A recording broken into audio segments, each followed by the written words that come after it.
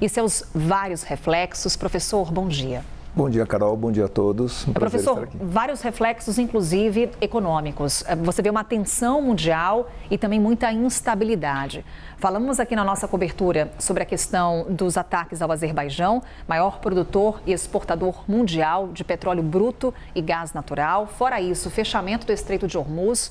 Guarda Revolucionária do Irã diz, olha, por aqui agora navios dos Estados Unidos, também de Israel e da Europa, não passam pelo estreito. Ao mesmo tempo, temos o presidente dos Estados Unidos garantindo que os navios americanos vão passar por ali, alimentando ainda mais a tensão. Resultado, no Estreito de Hormuz, passa cerca de 20% da produção mundial de petróleo, fora a produção também de gás natural, professor. Tem reflexo. A cotação do barril tipo Brent ontem chegou aos $85, hoje chegou já aos $87. Como é que o Brasil vai sentir os impactos de tudo isso?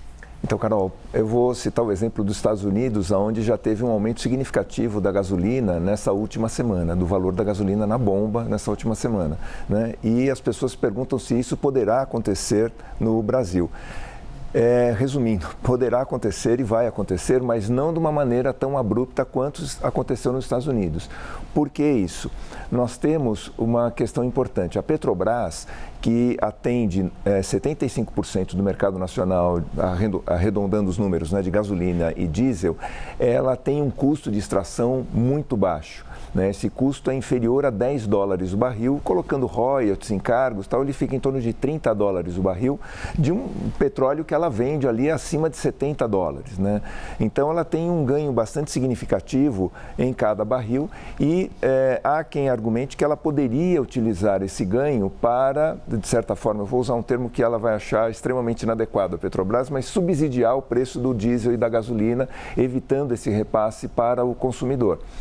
A tendência é que ela faça isso ao longo das próximas semanas, né? Sob a justificativa, que é totalmente plausível, de esperar uma estabilização dos preços e saber com qual é a cotação com a qual ela vai trabalhar efetivamente, né, em relação ao petróleo, porque ela vende um petróleo que ela não consegue refinar aqui e compra derivados no exterior, ou mesmo petróleo que ela consiga refinar aqui. Então ela faz esse intercâmbio, mas sempre colocando no exterior um petróleo que ela extrai a um preço muito baixo, a um custo muito baixo, né?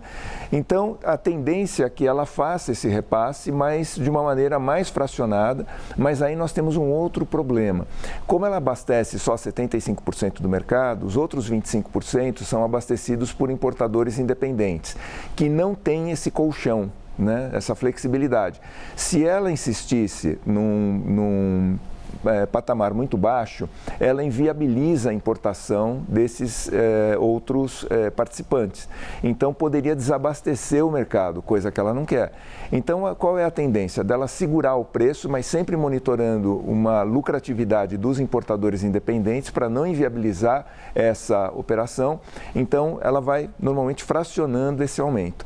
E só para encerrar, nessa parte, nós temos dois pontos positivos em relação a isso, que é a mistura de etanol na gasolina. Nós temos 30% de etanol na gasolina, ou a possibilidade, né, para muitos consumidores que têm carros flex, de abastecer com etanol. Então, se o preço da gasolina não estiver conveniente, pode ir para o etanol. Há uma tendência do etanol a baixar um pouco o preço, porque a cotação do açúcar está baixa no exterior, então, para as nossas usinas não está sendo muito interessante produzir açúcar e está sendo mais interessante produzir etanol. Então, a gente deve ter um aumento da oferta de etanol aqui no mercado nacional, isso poderia ajudar a arrefecer esse preço. E nós temos, no caso do diesel, uma mistura de 15% de biodiesel também, que o custo é nacional, então isso poderia ajudar a diminuir esse preço, esse repasse. Professor, deu a deixa, porque vamos falar sobre biocombustíveis agora. Professor Pedro Cortes, obrigada. Daqui a pouquinho a gente conversa mais, professor. Tá bom.